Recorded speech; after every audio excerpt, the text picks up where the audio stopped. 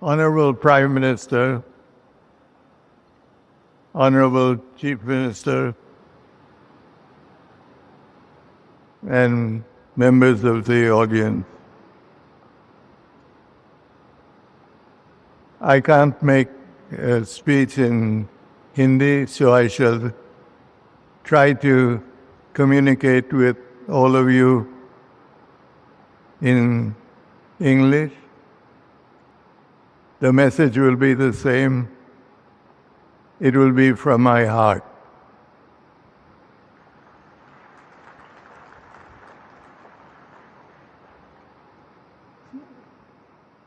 Today is a very important day in the history of the state of Assam. It is a day that raises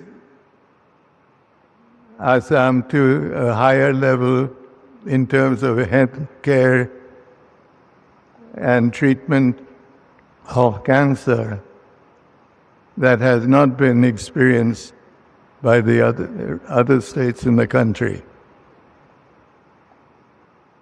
It really is a day that cancer, which is not a rich man's disease, is being equipped to serve and treat the millions of people that are inflicted.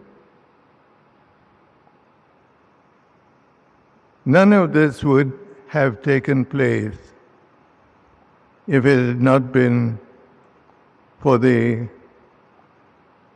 insight and futurists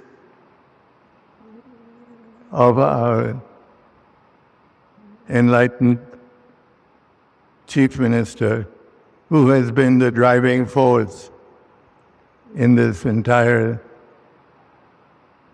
activity. And of course, none of this could ever happen without the support and the earnest desire to give Assam the recognition it deserves, and that would be our Honorable Prime Minister.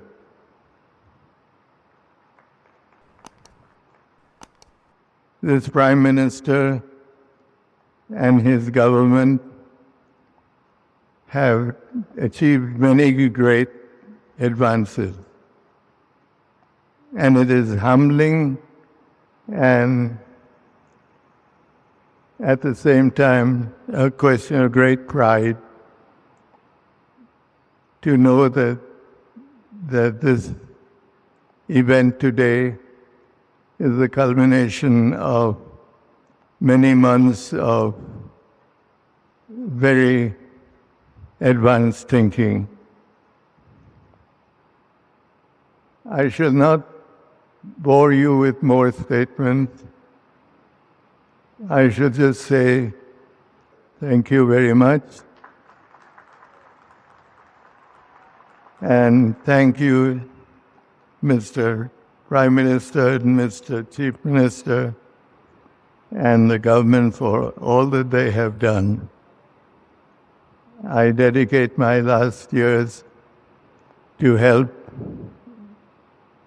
make Assam a state that recognizes and is recognized by all. Thank you very much. Walking around this Tea Hub building this afternoon could not but help me feel that I was looking at a new face of India, one of the new faces of India. The face of entrepreneurship, innovation, and enterprise. Entrepreneurship and the sense of enterprise is not new in India. We're a nation of people who have been shopkeepers, small cottage industry managers and owners. We have done this over the years. We have been entrepreneurs, be it in agriculture, be it in traditional industries. And yet we have not been recognized all over the world as an enterprising country. What we have not done is registered ourselves as an entrepreneurial nation in the new technologies of the world.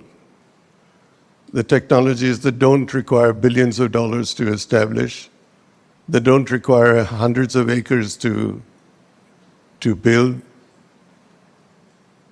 Enterprises that are built on innovation that's in your mind, non-traditional, untried, and sometimes risky, but that make a big, big difference in the world of tomorrow. This is what elevated the United States in the 80s into a new world of technology and high tech. It changed the way we live. It changes what we hold in our hands in terms of phones, communication. And yet India has only been a part of it through people who left India and gone elsewhere. And why? Because the environment here didn't support them. I grew up in an environment where if you had an idea, your boss or your manager politely told you, and sometimes not so politely, that you need to gain some experience before you open your mouth. You need to roll up your sleeves and spend 5 years on the shop floor. Then you can talk. And that's not what enterprise is today. Enterprise today is an ability of someone who may be in his 20s, who has a good idea, and he needs to find a way to implement them. We now have an environment of venture capital that listens to that person, and we have a facility like this to enable that person to try out his idea, to bring it into reality or fruition in a manner that is interdisciplinary, open, and unifying.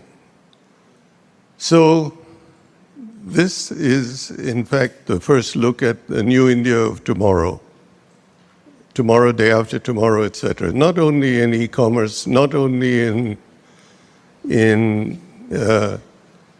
e-retailing, etc., but in the exciting area of medical remedies, medical treatment, stem cells, life sciences. And this can be the starting point of that new wave. And so it's a great privilege to be here today. This is an area that needs all of our support and needs for us to be proud of what we have, but it needs for us to be keen to not be satisfied with what we have, but to go further and to be leaders in the world, not in the country alone. So my enthusiasm in the new India of tomorrow continues to be there. I continue to feel the need to support enterprising young Indian engineers and scientists. And all of us should be very pleased to play this role and need to support this, because all of us should be keen to unleash the Indian tiger. And we haven't done that as yet. So let's all put our hearts and souls behind the fact that this is going to be the new India of tomorrow. And what we're seeing in this building is just the start, just a nucleus of what could be the new big, big thing in the country. And thank you very much for